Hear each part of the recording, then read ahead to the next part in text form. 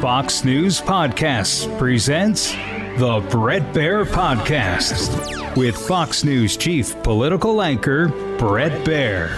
Good evening from Washington. I'm Bret Baier. We're coming to you tonight from Capitol Hill. We're on the Speaker's ceremonial balcony, and in just a moment, we'll have an in-depth exclusive interview with House Speaker Mike Johnson. We'll discuss the Iran conflict, the fight over Homeland Security funding, those long TSA screening lines, and the upcoming midterm campaign. We had to cut out the cancer. The cancer was Iran with a nuclear weapon, and we've cut it out. Now we're going to finish it off. As we rebuild the greatest economy in history, a top priority must be to bring down the cost of living. And we were doing that, and we are doing that at a record clip. President Trump Wednesday talking about a full plate of issues to deal with, foreign and domestic. Joining us now here on Capitol Hill, House Speaker Mike Johnson. Mr. Speaker, thanks for the time. Thanks, Bret. Welcome back to the Capitol. Thank you. I'm going to start domestic. Is there a solution for this partial government shutdown that is causing so much pain for TSA workers first, but also for travelers all across the country? Yeah, it's a great frustration for us in Congress. Just about an hour ago, Democrats voted for the third time in the House not to fund the Department of Homeland Security. Remember, it's the third largest department of government. It has 10 agencies beneath it, and those agencies keep Americans safe. So it's not just TSA, it's also FEMA and the Coast Guard and all these other bioterrorism issues and cybersecurity, all the rest. And they're endangering American lives. People are actually dying because of this, and they seem not to care. It's very frustrating for us. We hope there's an end soon.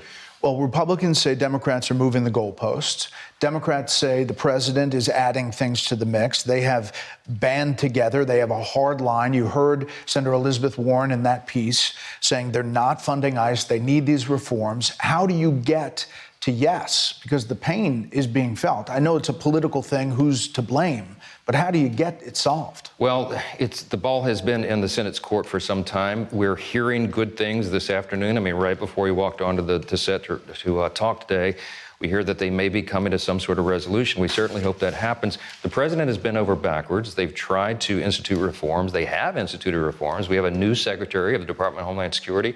I'm not sure what more they could ask other than the two outrageous requirements that they put on the table, Democrats. They want to unmask ICE agents in these hostile environments where they can be doxxed and their families targeted.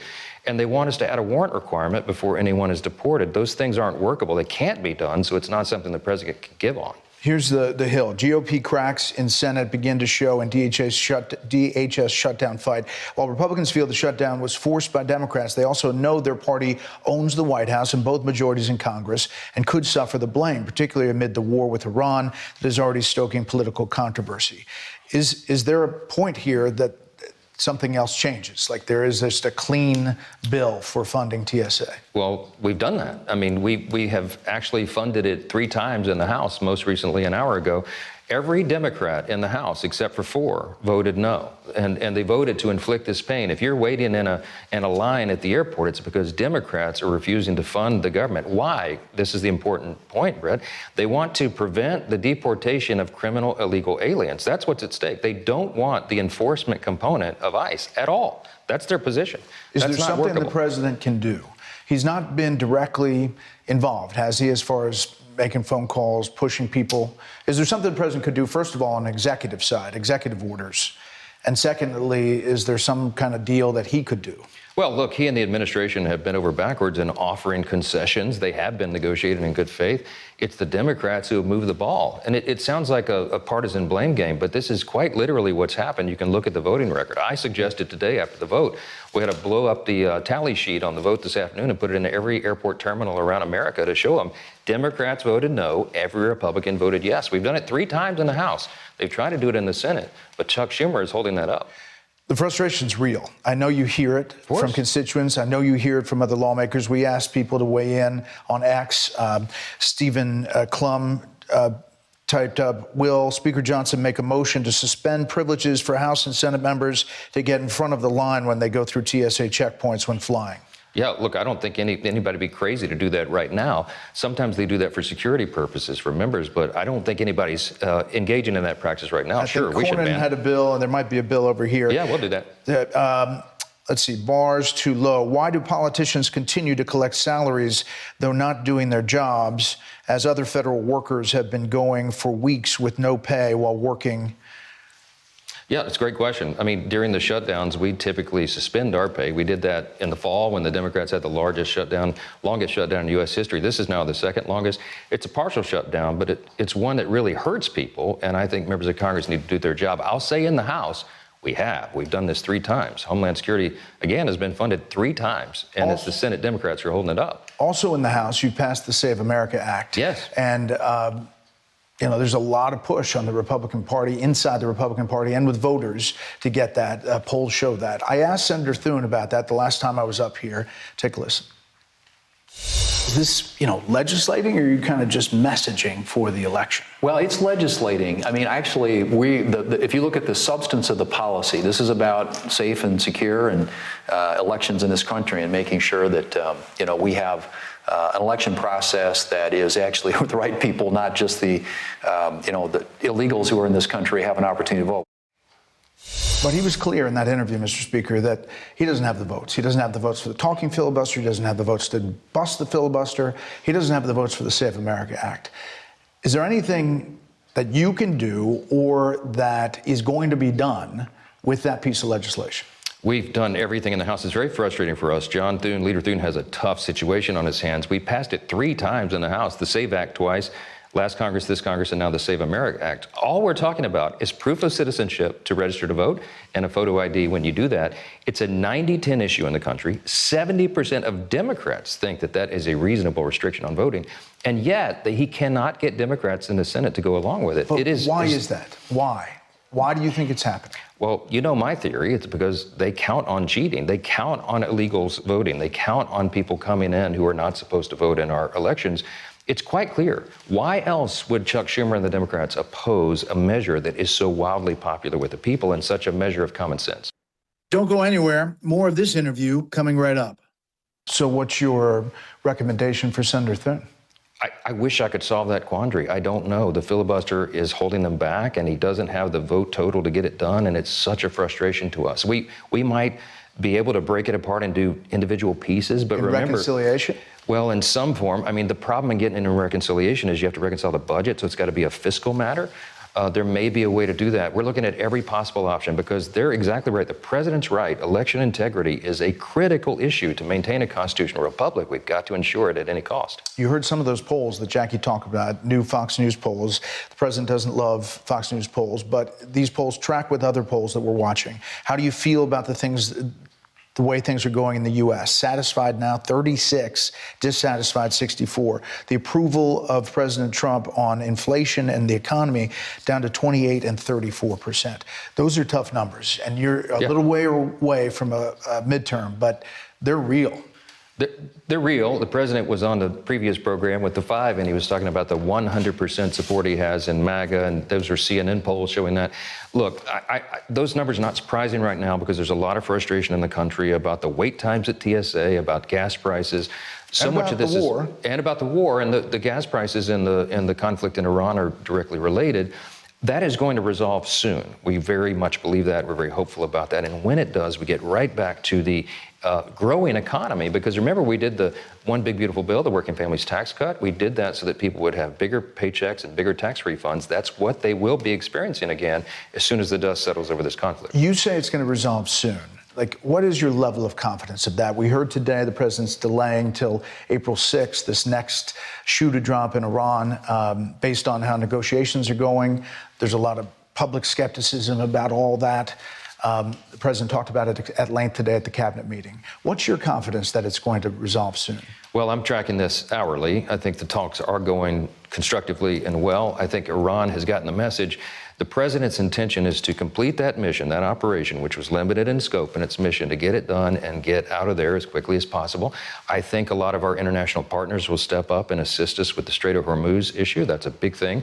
When we get that done, and I think it will happen quickly, it's in the world's interest to do it. It's certainly in America's, and we can get back to the economic issues, which is our central focus.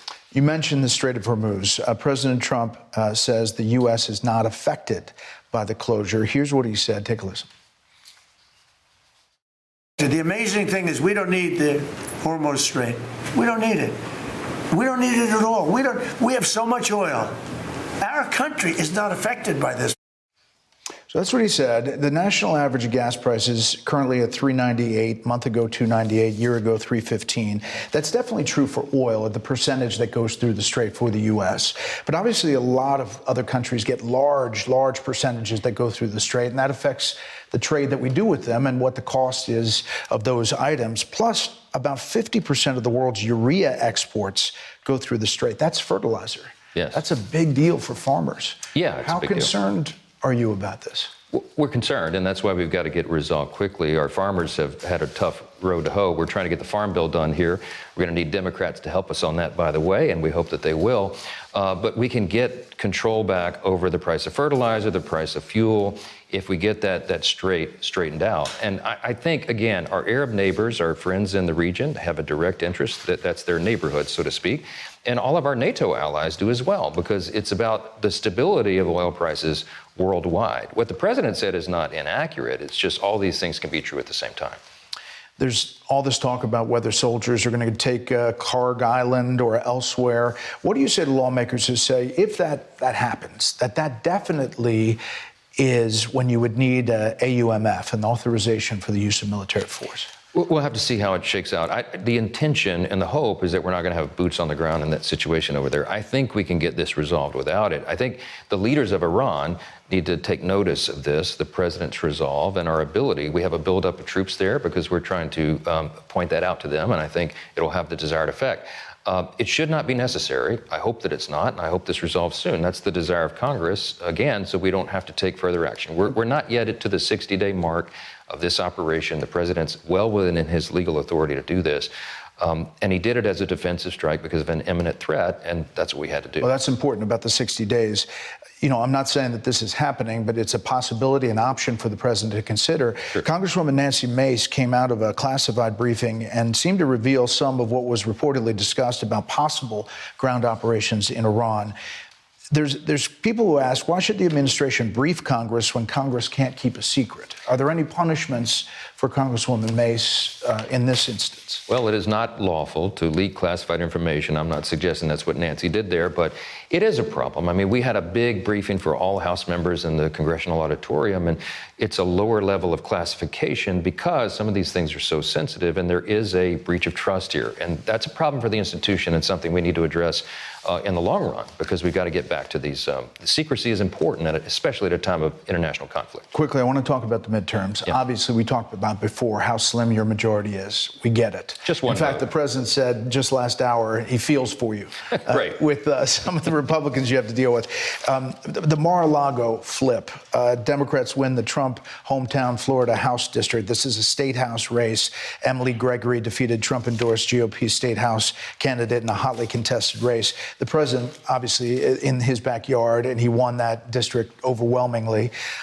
As you look at that, do you see a canary in the coal mine about November? I don't at all. In fact, I talked with the president about this after that election result came in, and his team. These special elections are a one-off, and they're anomalies. That's why we call them special. There was circumstances in that race at the state legislative level not involved with Congress. I am very bullish about November, very bullish about the midterms. Even right now, Absolutely. even looking at everything that's coming up. Absolutely right. And I give you a very boring 90-minute slideshow, Brett, to prove to you all the reasons we're going to win. Minutes, we don't have it. But look, it summarizes us having a great record to run on, promises made, promises kept. The big, beautiful bill, Working Families Tax Cut, is going to be working for middle and lower class earners, and they'll feel the effects of that and know they made the right decision, because we had a big demographic shift in 2024, and I think we hold those voters. We got better candidates. We have more funding right now. We have a president who is running like he is on the ballot, and he is out doing rallies around the country and rallying the base. We're going to have a midterm convention for the first time in history in September, right before early voting, to parade all of these stars in our great record across the stage. I feel very good about this. I believe we're going to defy history and grow the Republican majority in the House. But a couple of things have to happen. The war, you call it a war or a conflict? Conflict. Conflict yes. Needs to be over?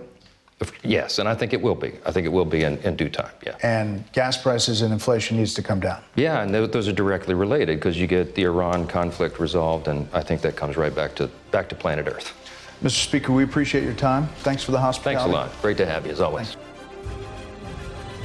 Listen ad-free with a Fox News Podcast Plus subscription on Apple Podcasts, and Amazon Prime members can listen to this show ad-free on the Amazon Music app.